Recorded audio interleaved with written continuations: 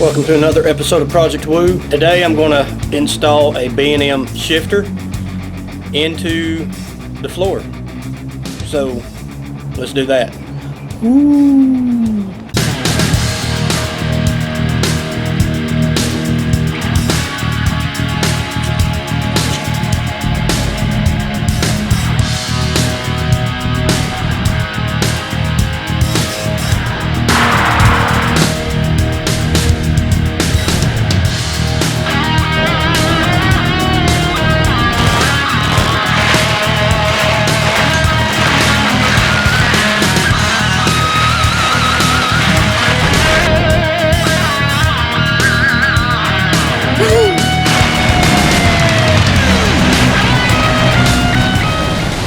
So here's what I'm going to put in. It's the B&M Mega Shifter. This is the way it's going to look when it's done. And here's the parts that you get. And yes, excuse the mess. I've got everything on my table and it is a big crapping mess.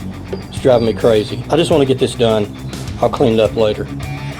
Here's the hardware that comes with it. You got a cable. It's the shifting linkage cable. It takes the place of the shifting linkage rather. There's the little thing that goes on top of this once it's done. Got like that. We've got a bunch of nuts and bolts I'm going to have to sort through and figure out what I'm supposed to do with all this. And we've got some brackets here. I think this is one Ford uses, I'm not sure. I'll make sure all that goes on good. Here's the handle, here's the shifter itself, and here's a little rubber boot. So I'm not going to be able to install this and get a bunch of different camera angles. It's just going to be impossible. So I'm going to set the camera up on a tripod and we'll fast forward this one just like I do many things. It'll kind of give you a basic idea, and hopefully this will go on or go in pretty easy. So here we go. Let's do it.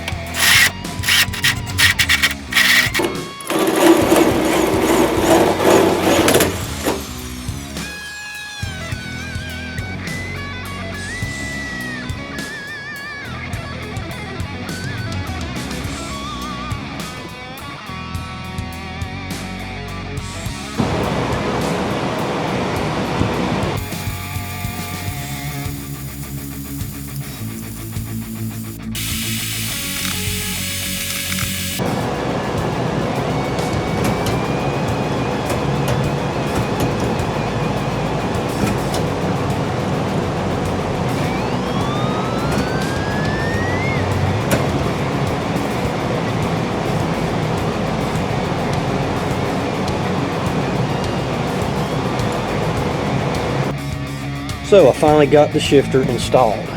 Here's what it looks like. You saw it working just now. It's very nice. I like it. I will say this, however, to the company of B&M, you need to make your directions more clear. This is the simplest, one of the simplest things I've ever installed, but it was so complicated trying to follow the directions. I was lost at times.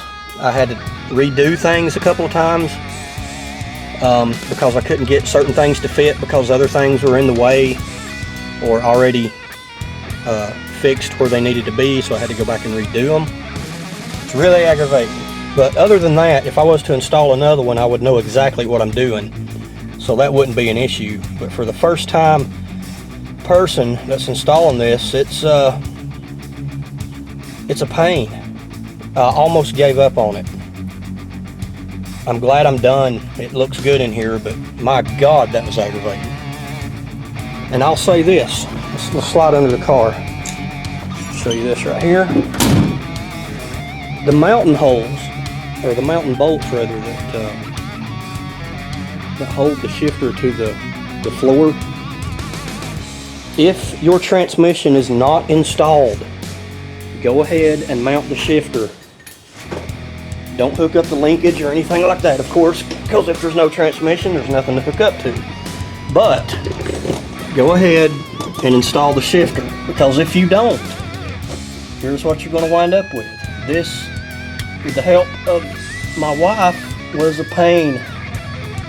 Right there's the mountain bolts. There's the two back ones, and right there is the front one on the left hand side. I like to have never got that nut on.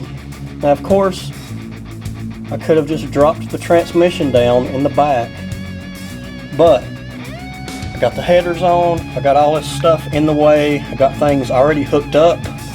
I didn't want to mess with it. If I knew this was going to be an issue like this, I would have done this first and already had it in. That way it wouldn't be such a problem. And as you can see here, which you can't even get a light on it, right there, if you can even see that, is the other front mount bolt. I don't have very big hands,